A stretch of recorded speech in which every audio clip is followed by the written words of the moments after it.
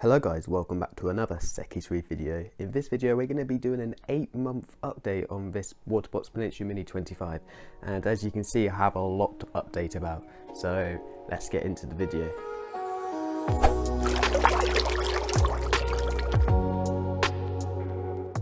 Right then, so like I said in the intro, I have gotten some new corals. Now if you paid attention very closely in my last video on how to kill Aptasia, you can actually see the coral already in there. That was the day after I got that coral, so it's been this coral is a Zoa colony. It's just a Zoa guarded I got, and it's been in the tank for quite a while now.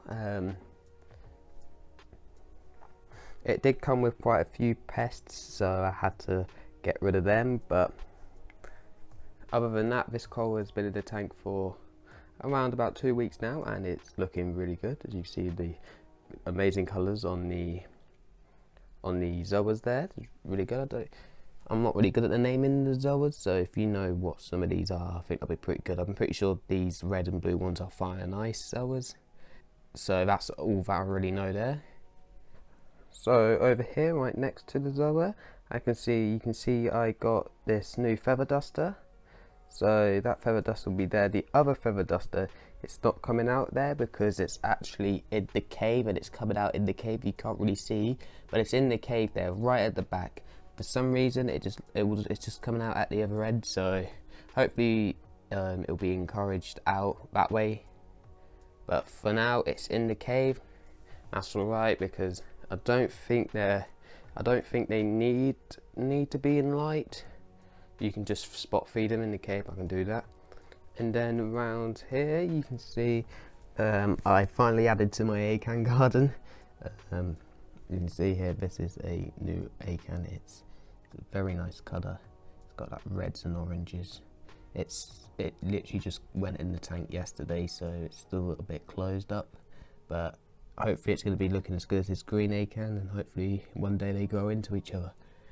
So as you can see, all the other corals in the tank are doing really good, like especially the candy cane coral. You can see that there's a lot of growth on it, especially from the top. I've got a picture from the top, not the best picture in the world, but there, I'll put that up on screen now, and that picture kind of can show how much heads is on the candy cane coral now, because like they grow towards the light, of course, so they're more, you know, above this way. I can try and get a good shot. So I can't believe how much the candy cane is growing. Can't wait to see it grow into a more bigger colony.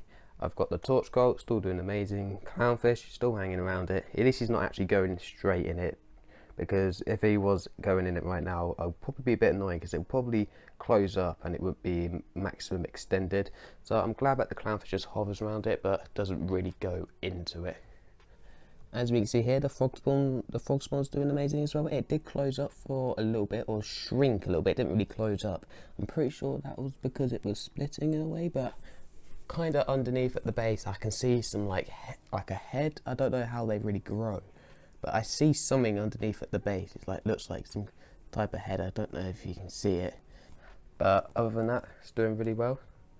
It's really liking this spot next to the grandma's cave. You can see the grandma's in there. He's just staring out like he always does. This hammer coral as well is doing really nice here. Expanded really well. Hopefully I can start to see some growth on it.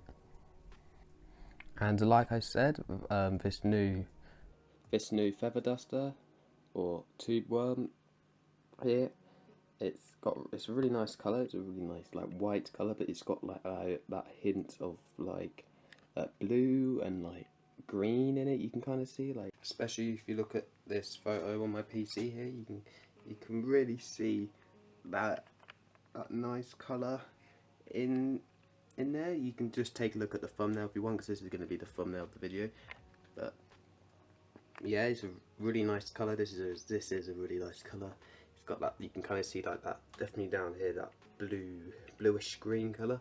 It's really nice. Right then, so the reason why I actually got this Zoa colony is because for some reason the growth in this tank with Zoas isn't really that great. As you can see, the Zoas here, they're not really doing as great as I think they would. I don't know if there's an Aptasia on that Bam Bam there, and I think they're still on Aptasia. I don't know if I got rid of it, but they're just really closing up. I'm not getting much growth on ZOES, so I've decided to get a big colony here. So, however, with my green acan, you can kind of see all around the side here, there's new heads coming on it, especially when you get a above shot as well. I'll put the picture up now from above. Really nice heads growing, and especially on this new acan as well, there's some good heads growing there. So overall, this tank is doing pretty well. It's doing really nice actually. Like, there's a lot of growth in it. It's actually starting to look like a reef tank. I can't wait to add more corals up here, but that will be saved for a later time. But the only thing that's really let me down here is that the sand sifting goby, as you can see, he is nowhere to be seen, and that's because a couple of weeks ago now, I was just in my room and I heard a big like thump on the ground, and it was the sand sifting goby, and it could have jumped out. It could have jumped out anywhere in the room, right? But it decided to jump out in the only crack here where the fan is, all the way back here, right here, jumped out there and went down the back, which then I couldn't be able to save in time. Well, I did save it, put it in the tank, but because of how stressed it was and that, it just didn't make it. So it was a bit sad to see the sand sifting goby go, and now my sand's looking a bit sadder. You can kind of see the slow brownness is coming back in my sand. And if you look in any of my past videos, you can see my sand was always like bright white because of the sand sifting goby. You should just sift all this sand up, turn it over, especially near this frogs when you kind of see it now. So the sand's getting a bit of colour now. I'm trying to hopefully keep it down because, you know, my tank's not used to not having a sand sifting goby, so hopefully this doesn't go out of control. I think I got it under control, and to be honest, it's still very white, the sand. So it is such a shame to see the sand sifting goby go now, but now that goby's gone now, you can kind of see that I've started to place more corals on the sand bed, especially this acan here. It used to be up there. It's now more on the sand bed. It's more up to get light. I might move this acan more down later on. I've just put it up there because there's a tiny little ledge we can try and acclimatise it to the light. You can see I've got my tube worms there on the sand. I mean, they were on the sand all along, but the goby kept on trying to dig it up. In a way, this as well, like if I had the sand sifting goby, the sand sifting goby could have dug underneath it. Sometime in the future, I'm going to try and move around this fan, try and put it over there instead. I'm pretty sure I'm probably going to get a new net as well. That could be a video coming up soon. Anyway guys, that's going to be the end of this update video today. Hopefully you enjoyed it as much as I did.